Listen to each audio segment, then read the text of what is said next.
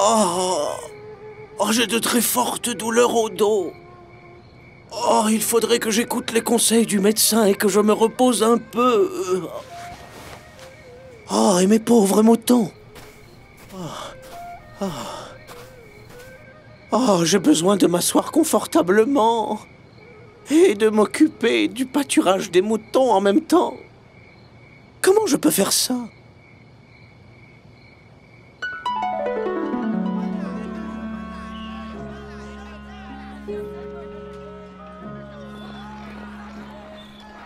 Bonjour! Quelle surprise, Haj Sadek! Venez, venez! Bienvenue! Vous voulez acheter du foin pour vos moutons? Oh, je suis plutôt venu pour acheter un âne. Je pensais que vous préfériez marcher à pied, monsieur. Oui, c'est vrai, mais je suis obligé.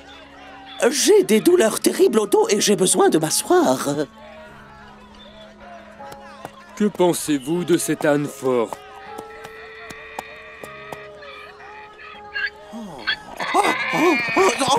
Oui, il est très fort, effectivement. Non, j'ai plutôt besoin d'un âne calme et amical. J'ai ce que vous cherchez. Cet âne-là est d'une grande gentillesse. Vous avez vu cette bonté dans ce regard? Essayez-le. Oh non, ce n'est pas nécessaire. N'ayez pas peur. Testez-le, monsieur Sadek. Oh, pourquoi ne bouge-t-il pas? Car vous ne lui avez pas ordonné de bouger. Vous savez, les ânes n'agissent jamais de leur propre chef. Ils attendent toujours les ordres et les instructions. Allez, vas-y, petit âne. Allez, vas-y. Merveilleux. Combien coûte-t-il? Ce que vous me donnerez. Essaie de retenir le chemin. Les ânes sont connus par leur capacité à marcher seuls et sans se perdre. Pourquoi t'es-tu arrêté? Est-ce que tu as faim? Oh.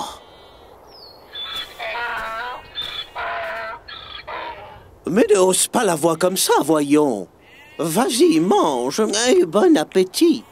Sais-tu que tu as un vieux grand-père qui a vécu un superbe miracle avec l'un des prophètes de Dieu? Je vais te raconter son histoire. Ton vieux grand-père a vécu à l'époque du prophète de Dieu Uzair, que la paix soit sur lui. C'était l'un des prophètes du peuple d'Israël. Il appelait les gens à travailler et s'en tenir à la Torah et les 10 commandements que Dieu avait transmis à travers Moïse, que la paix soit sur lui.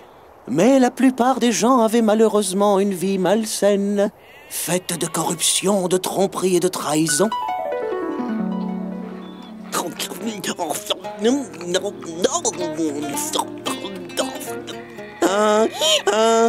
Maman, Qu'est-ce que tu veux, Amal, mon fils? quand suis-je né? Ah, tu es né un de ces jours. Il n'y a pas de différence alors? Tous les animaux sont nés à un de ces jours? Hein? Tu as dit quelque chose? Non, maman, j'ai juste voulu savoir qui était mon père. Ton arrière-grand-père était un animal féroce qui combattait les lions. Et c'est pour la connaissance. Mais comment ça? Les ânes étaient des animaux très sauvages dans le passé. Et les bêtes féroces nous considéraient comme leur nourriture préférée. D'accord, et puis quoi? Ton arrière-grand-père a alors pensé faire travailler ses enfants comme serviteurs chez les humains, pour fuir les mâchoires des lions. L'homme a alors commencé à domestiquer les ânes. Et depuis, ils se sont divisés en 2 genres. Un genre sauvage qui est sur le point de disparaître, et un autre genre domestiqué qui vit au service des humains. Et c'est pour la connaissance. Mais tu ne m'as pas dit qui était mon père. Je ne sais pas, mon fils. L'âne, mon garçon, n'a jamais su qui était son père. Et dans peu de temps, tu grandiras et tu oublieras même ta maman. C'est ça la nature des ânes. Et c'est pour la connaissance. Une dernière question, maman. Pourquoi à chaque fois que tu finis une phrase, tu dis « c'est pour la connaissance » hein? Je ne sais pas, mon garçon. Les ânes ne s'occupent pas de réfléchir à ce qu'ils disent. Et c'est pour la connaissance. Je suis ton nouveau maître. Je m'appelle Azrael. Je suis le commerçant le plus riche de cette région. Je suis votre nouveau servant. Je m'appelle Amal. C'est pour la connaissance. Et tu peux me dire pourquoi tu parles aussi fort, Anne? Et pourquoi vous me frappez? Je vous aimais bien car vous êtes mince et vous ne me faites pas mal au dos. Mais si vous comptez me frapper, je vous haïrai. Et c'est pour la connaissance.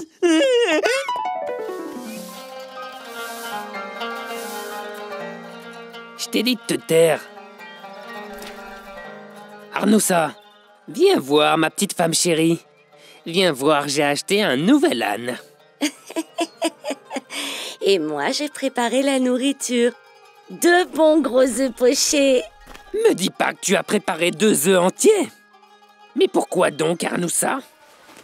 Viens par ici, tu sais bien que je mange qu'un tout petit bout d'œuf par jour. Pour que l'œuf puisse nous durer toute la semaine. Et tu ne devrais faire toi aussi comme moi, sinon nous deviendrons pauvres. Tu comprends? Où est ma nourriture? Mange. La nourriture est devant toi. Seulement ça? Ce sont quelques haricots et mon ventre est grand. Et c'est pour la connaissance.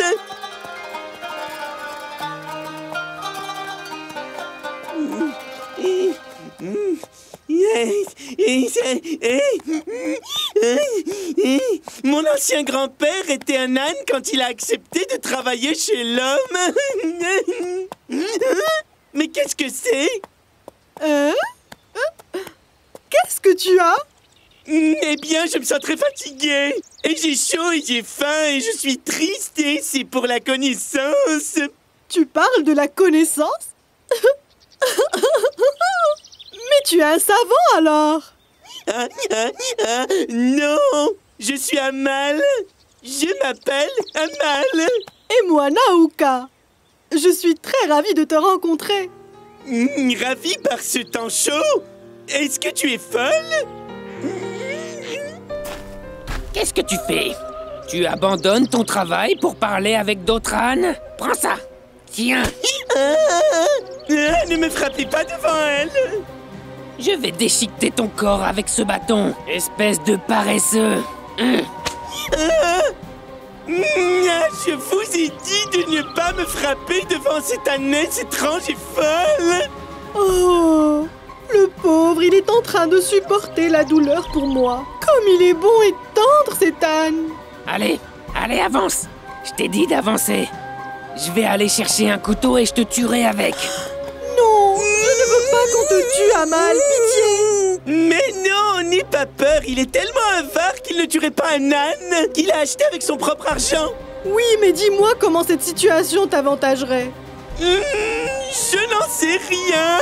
Mais quoi qu'il arrive, ce sera en tout cas bien mieux que ça. J'en ai vraiment assez de tout ça. Le vase est plein, c'est la goutte qui l'a fait déborder. J'en ai plus qu'assez. Quelle belle parole. Est-ce que tu es un poète? Oui, un poète. Un poète qui a faim et qui est fatigué. Ça, c'est pour la connaissance. Azrael, pourquoi pousses-tu l'âne au lieu de monter sur son dos?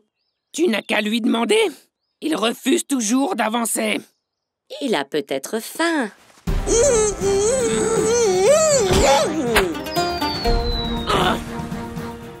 Il est désobéissant, c'est tout. Et je vais lui montrer ce que je fais aux désobéissants, moi. Allez, apporte-moi le couteau. Si tu là-bas, personne n'achèterait sa chair. Tu perdras ton argent. Oui, tu as raison. Alors je vais l'emmener au marché. Et je le vendrai à la première personne qui me demandera de l'acheter. Je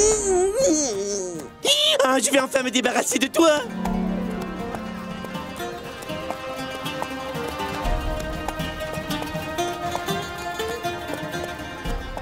Salut les gars, comment allez-vous? Je suis votre nouvel ami. Je m'appelle Amal. Amal! Je suis Naouka. Quelle belle coïncidence, tu ne trouves pas? Ah bon, tu crois ça, Naouka? Hey gamin, Va mettre de côté les ânes paresseux et attache-les avec des cordes. À vos ordres, monsieur. Je me demande ce qu'ils vont faire de nous. Hein? Je n'en sais rien du tout. Peut-être que nous allons avoir droit à plus de nourriture, qui sait?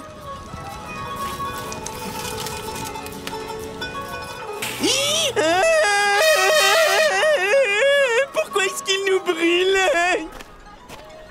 Excusez-moi, monsieur. Pourquoi brûle-t-on le dos des ânes? Pour les faire souffrir.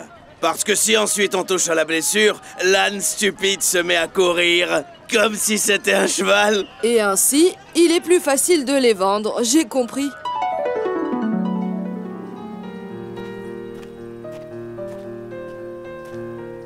Bonjour toi.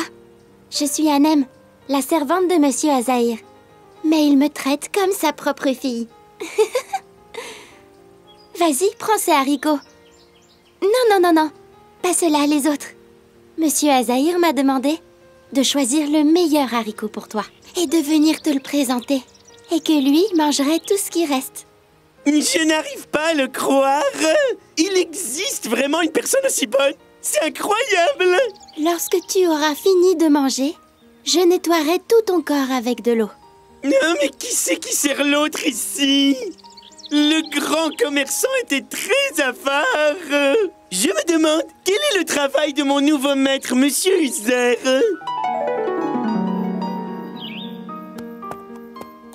Amal, c'est bien toi?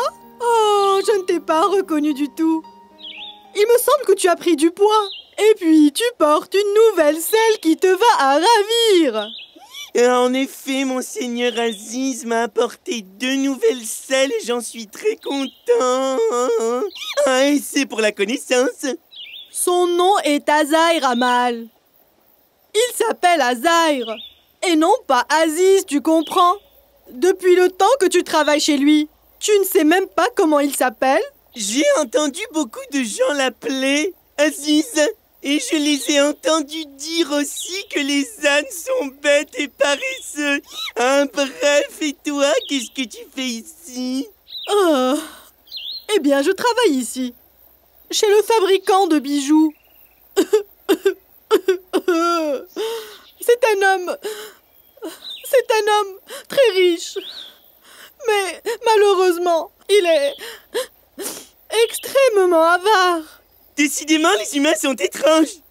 Ah, les riches sont avares et les pauvres sont très généreux. Pas tous. J'ai un exemple. Monseigneur Uzer ne possède qu'un tout petit jardin. Et malgré cela, il donne à tous ceux qui demandent. Mais ça, c'est parce qu'il est le prophète de Dieu. Quoi?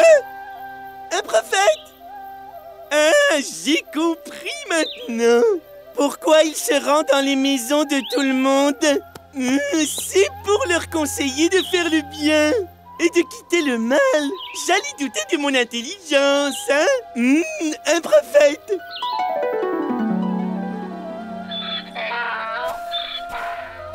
Bien le bonjour à toi, mon brave Amal. Aujourd'hui, tu vas partir travailler avec Monsieur Azahir dans son vaste jardin. Il fait déjà très chaud et on est à peine à l'aube.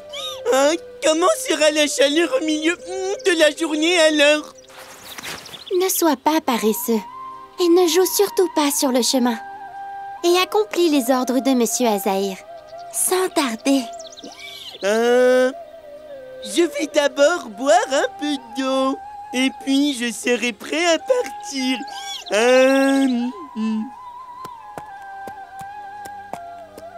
C'est bizarre. Je ne sais pas pourquoi. Aujourd'hui, je suis inquiète pour Monsieur Azahir.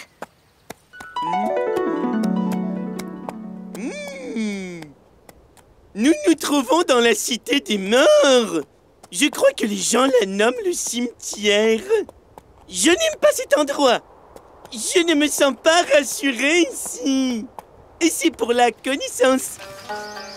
Enfin. Voilà le jardin. Je vais me reposer un peu en attendant que Monseigneur ramasse du raisin et des figues. Je crois que je vais encore manger un peu d'herbe. Ça ne me fera aucun mal, bien au contraire. Ça va me donner des forces.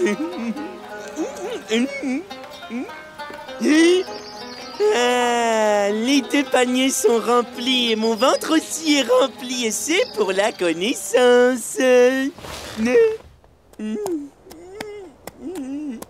Il fait vraiment très chaud. Si seulement je ne m'étais pas autant rempli le ventre.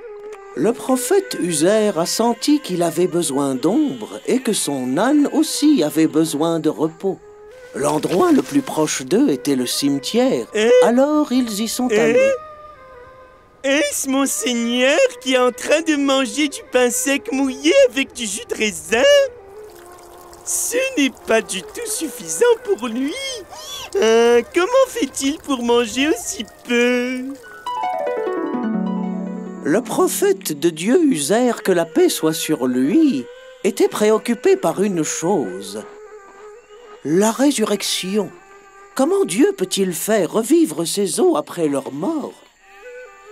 Il croyait en la puissance de Dieu et n'en doutait jamais. Mais il se posait seulement la question. Et à ce moment-là, une chose très étrange a eu lieu. Le prophète Uzer est mort là où il se trouvait, très calmement, comme s'il s'était endormi profondément. Et avant que l'âne n'ait prononcé un mot, il dormit lui aussi. La dernière chose qu'il voulait dire était que le raisin allait pourrir s'il restait au chaud. Mais la mort l'a empêché de prononcer quoi que ce soit. L'histoire ne se termine pas là, rassure-toi. Oh, je te raconterai le reste demain, si Dieu le veut, quand le soleil se lèvera.